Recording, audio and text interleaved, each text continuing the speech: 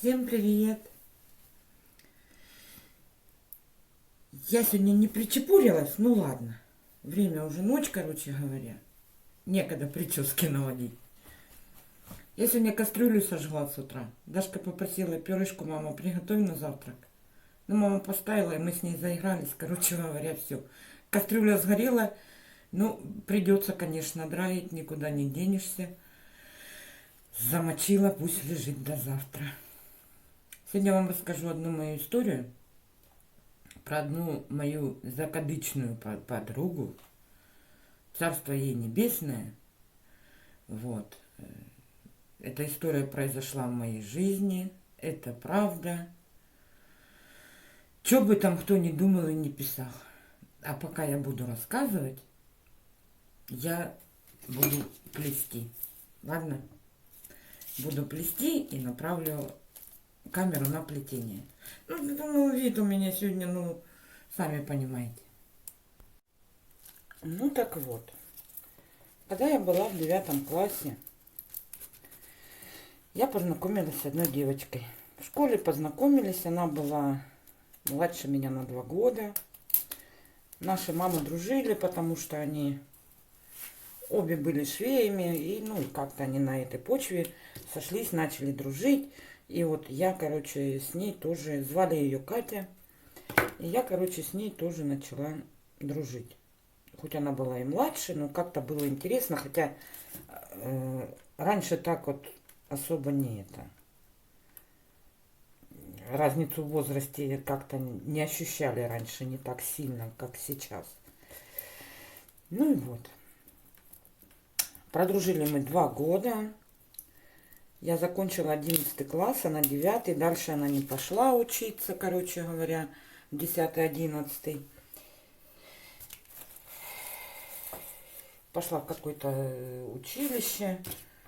Я, схоронив маму, закончив 11 класс, поехала учиться в Минводы. Минеральные воды в Ставропольском крае. Я вообще оттуда, со Ставрополья. Вот. Ну, я училась. Там познакомилась с парнем. Мне было 17 лет. А он такой весь представительный. Казак. Они там на местном рынке 90-е. Они там, казаки тогда лютовали на местном рынке. Там отбирали этих... Как их назвать? Ну, короче, продавцов. Этих фермеров всяких и всех прочих. И он мне вот осень, среди зимы, там то арбуз, то виноград вообще же в общагу притянет. Ну, короче говоря, замуж мне приспичило за него выйти.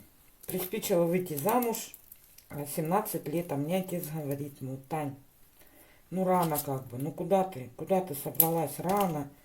Ты чё, папа, меня потом кто возьмет замуж? Кому я потом буду нужна, а? Ну вот, и он мне, короче, я настояла, говорю, играйте мне свадьбу. Я ничего не знаю, играйте мне свадьбу, хоть ты тресни. Ну, отец послушался, мы поженились. А дружба у нас с Катюхой-то продолжается. Там прям дружба была не разлей. Короче говоря, сыграли нам свадьбу. И он из Минвод переезжает ко мне. Ну, там как бы с его мамой я жить не хотела. И поэтому мы переехали ко мне, потому что квартира мамы нашей все равно стояла, пустовала. И мы переехали ко мне в село. Он, естественно, пошел там же в местное казачество, все дела там. А тут как раз прожили мы год, и как раз началась вот эта вся байда с чеченами. И тогда вот, помните, больницу в Буденновске захватили террористы. Вот. И их тогда, а мы там рядом с Буденновском, и их тогда всех согнали туда, на эту больницу, туда-сюда. Я же все переживала, думаю, не дай бог убьют. Да туда, да сюда. Ну и, короче говоря, я на работе была. И тут Катька прибегает ко мне на работу и говорит: Тань, мы ж все нормально, все, с Катькой ж дружим, как так, как всегда. Тань, говорит, там Андрюха твой приехал. Я говорю, в смысле? Он же должен был, говорит, через 5 дней приехать. Ну все, говорит, отпустили их. Это потом я узнала, что там, короче, больницу освободили и все прочее. Теперь они, короче, здесь будут село по периметру, мол, охранять, короче. Это, я его видела, он в магазине был, пиво брал, короче. Ну, понятно, говорю. Сейчас, я говорю, чуть пораньше, мол, это, отпрошусь, приду домой. Ну, я и думать же не подумала, что такое произойдет. Она, ну, короче, давай, говорит, я пойду там пока что-нибудь, мол, это, приготовлю. Ты ж, небось, ничего не готовила. Я говорю, ну, да, беги, говорю. Ну, она ж пошла, я еще пару часов побыла на работе, потом подошла и говорит, отпустите мне, пожалуйста, там муж приехал с Буденновска, вот с той больницы, мол, туда-сюда. Это...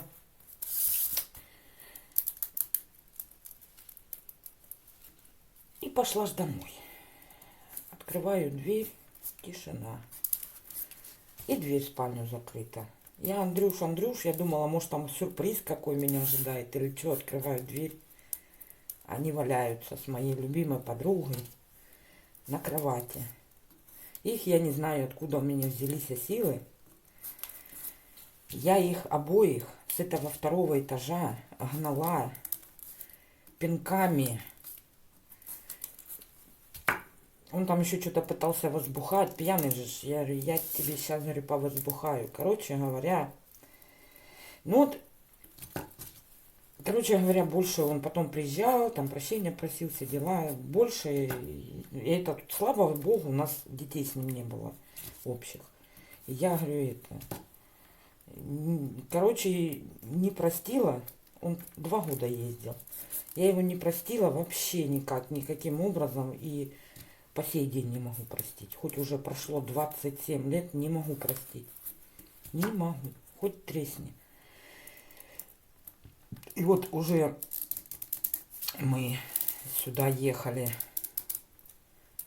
вот с моим теперешним мужем. И проезжали через Минводы, и видела я его сестру. И она вот мне сказала, она меня узнала, все, я ее узнала. И она мне сказала, говорит, Таня, ведь он, говорит, сходился с бабами, все, он ни с кем не может ужиться. Он сказал, никто мне не нужен, кроме Таньки. А Таньке уже след простыл. Я говорю, все, трындец. У меня, говорю, сын уже взрослый, это уже все, говорю, до свидания. Даже пусть и не думает, говорю, передай ему. Он в гроб ляжет, и я его не прощу никогда. Ну, вот такой я человек, не знаю почему. И Катьку до сих пор, она тоже покойница, тоже не могу простить. За это никогда. А что, сейчас расскажу, что она так... Она очень рано сгинула. Ей было лет, наверное, 25. Сейчас расскажу. Она вот после всего вот этого дела, года через 3, она родила девочку. Непонятно от кого, замуж она так и не вышла, короче. И она вместе со своей мамой, прямо они вот вместе, начали спиваться потихоньку. Они бухали по-страшному. Там потом через 1,5 года девочку эту забрали у них, короче, это потому что и мать, мол, неблагоспособная, как неблагополучная, и бабушка, мол, такая, короче, девочку за эту забрали. Вот, и уже у меня Сашка родился, я как-то шла по улице и смотрю, она стоит, мама ее стоит. Че ты, Танька, хоть бы со своей подругой пообщалась, мол, это. Я говорю, тетя Надь, не хочу я ни с кем общаться, короче, это. Все равно, говорю, что ты, говорю, пьяная стоишь на улице, зайди домой, мол.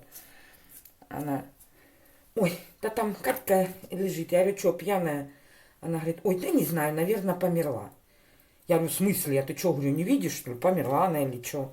Ой, ну зайди, глянь. И я, короче, захожу, а время лета было, она под навесом на каком-то диване, топчине валяется.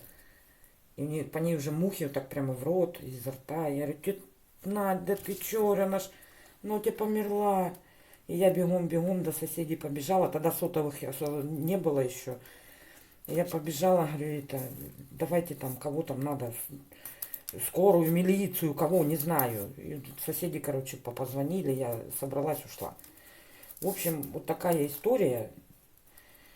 И ее не стало, И он бобылем по сей день ходит. Вот сейчас ему получается сколько? Если мне 44, ему получается 47. До сих пор бобыль бобылем. Короче, один и все прочее. Наверное, все-таки Бог не темнушка видит немножко, да? Ну, такой какой-то сегодня рассказ у меня получился. Видите, я и при деле вроде и что-то рассказала вам. Сейчас еще 2 рядка доплету, закончу как раз и буду ложиться спать. А вам я говорю пока, до скорой встречи, еще увидимся. Много-много чего еще услышим. Да, забыла сказать, в женскую дружбу я с тех пор не верю вообще. Ее не существует.